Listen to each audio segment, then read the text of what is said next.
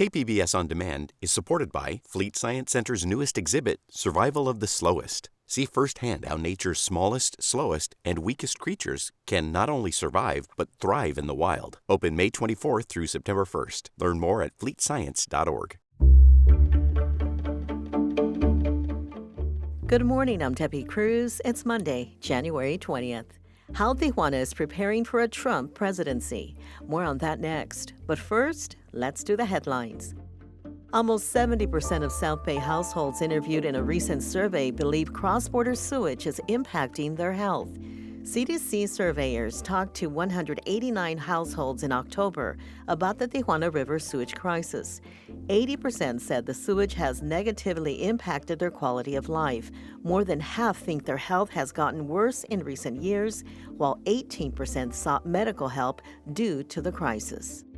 A fire weather watch is in effect from now until tomorrow evening for San Diego County's valleys and mountains due to low humidity and strong Santa Ana winds. Fire weather watches are issued if forecasters think weather conditions could become a red flag warning, a severe weather alert. Because of Santa Ana winds last week, the county was under a red flag warning. Alex Tardy of the National Weather Service says Santa Anas are not uncommon in December and January. That is not new news, but it is unusual to see so many of them all on top of each other.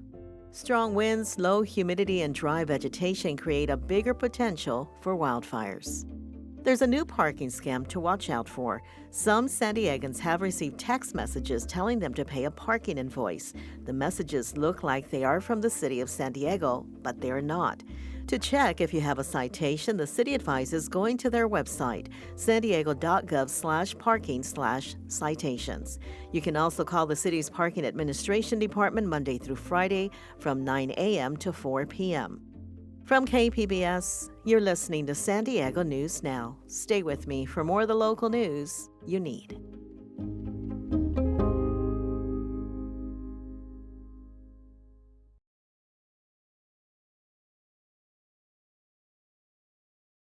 KPBS On Demand is supported by the San Diego County Toyota dealers, presenting the new 2025 Camry with refined design and performance. Visit your local Toyota dealer to learn more about all the features the new 2025 Camry offers. The San Diego County Toyota dealers. We make it easy.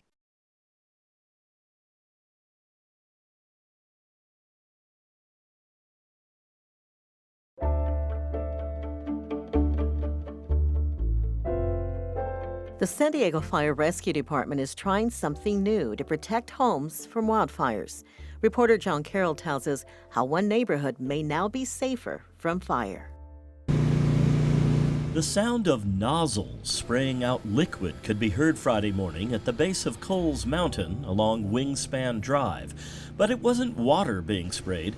It was a product called Mighty Firebreaker that's designed to keep fire from burning dry brush or anything else for that matter.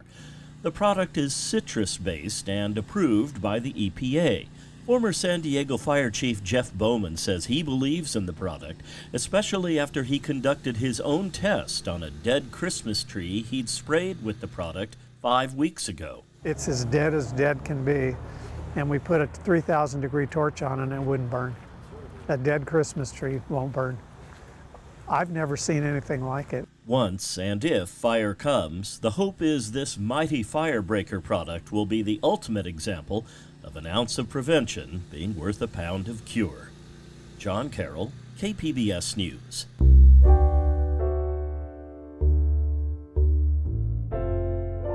On the day of President Donald Trump's inauguration, Tijuana migrant shelters say they are not prepared for mass deportations. Border reporter Gustavo Solis brings us this dispatch from Casa del Migrante. Buen provecho.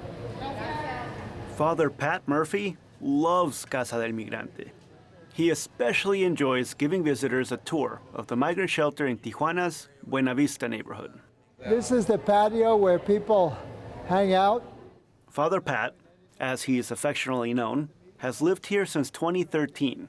Back then, it was mostly a place for deportees adjusting to life back in Mexico.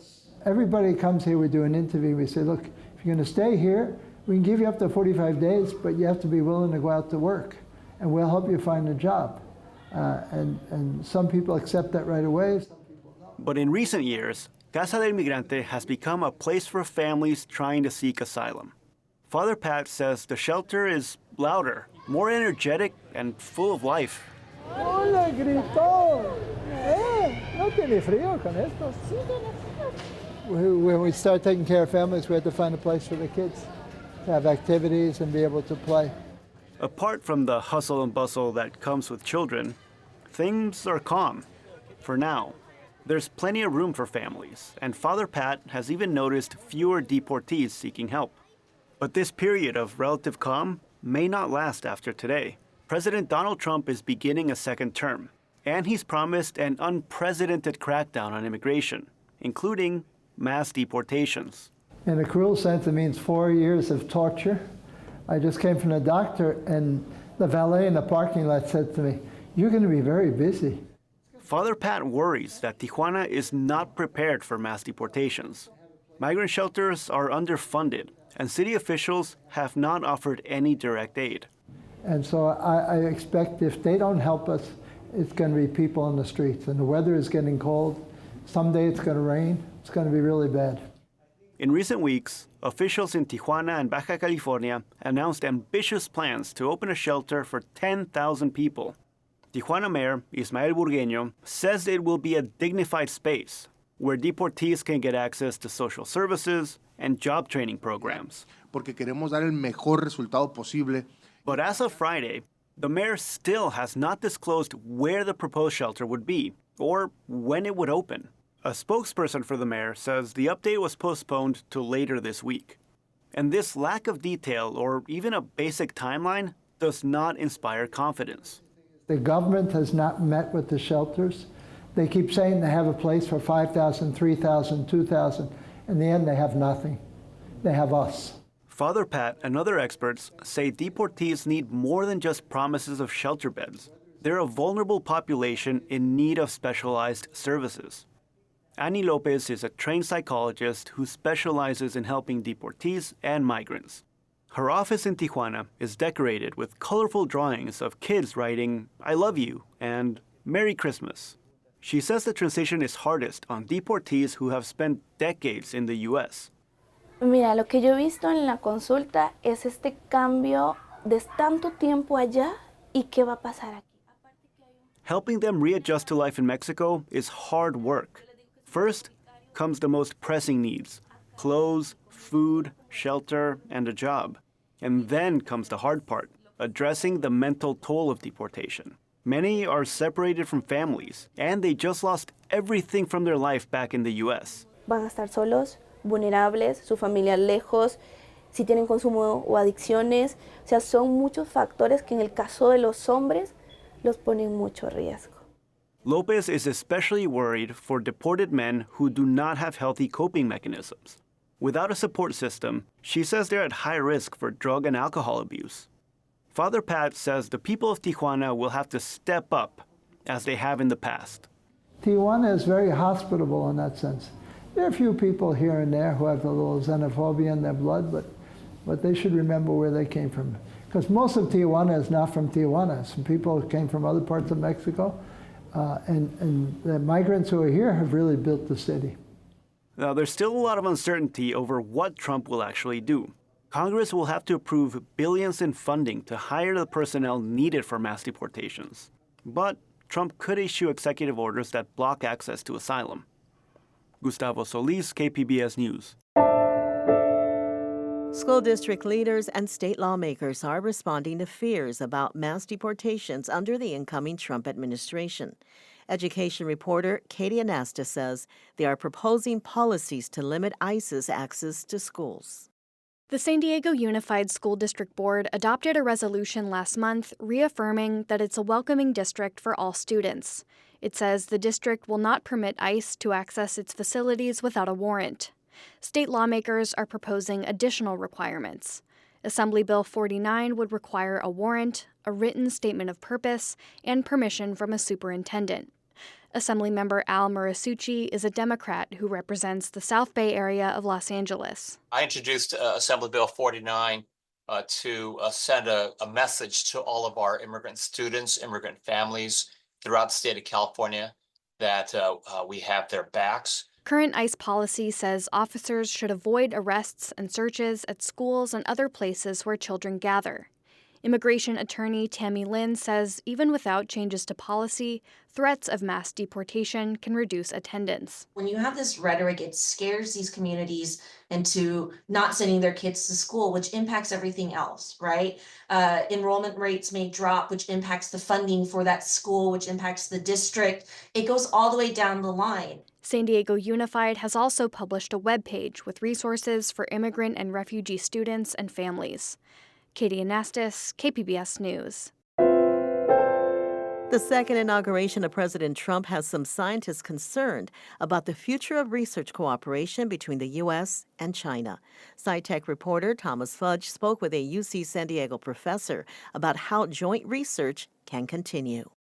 Hostile rhetoric toward China is easy to find in Donald Trump speeches. Lots of talk about them ripping us off or raiding our factories. But UCSD professor of innovation David Victor says the mistrust toward China is bipartisan. Victor is co-author of a commentary about that mistrust in the journal Nature, written with senior scientists in China and the U.S. He says it's affected the two countries' vital academic cooperation with a sharp drop in American students studying in China and a reduction in co-authorship of scientific papers. Victor says both sides need to cool the rhetoric and clearly identify safe zones for joint research where scholars need not be concerned about impacts on national security. We need a strategy for that. Right now, there's nobody providing that kind of guidance. What we argue in the paper is that the U.S. National Academy of Sciences, along with its counterparts in China, could help offer that strategy. Life science research is often co-authored by Americans and Chinese. Victor says restricted areas should include AI, advanced computing, and anything related to military technology. Thomas Fudge, KPBS News. KPBS will have on-air coverage of President Trump's inauguration. NPR starts its coverage at 8 a.m., then at 11 a.m. Tune in to special coverage from the California Newsroom, a California Public Media collaboration. We'll talk about what a second Trump presidency will mean here in California. You can stream it at kpbs.org. The San Diego Republican Party is co-hosting an inauguration watch party today at the Legacy Center in Mission Valley. The event runs from 7:30 to 10:30 a.m. Tickets start at $47. Proceeds will go towards supporting Republican political candidates in California. That's it for the podcast today. As always, you can find more San Diego news online at kpbs.org. I'm Debbie Cruz. Thanks for listening, and enjoy your Martin Luther King Jr. Day.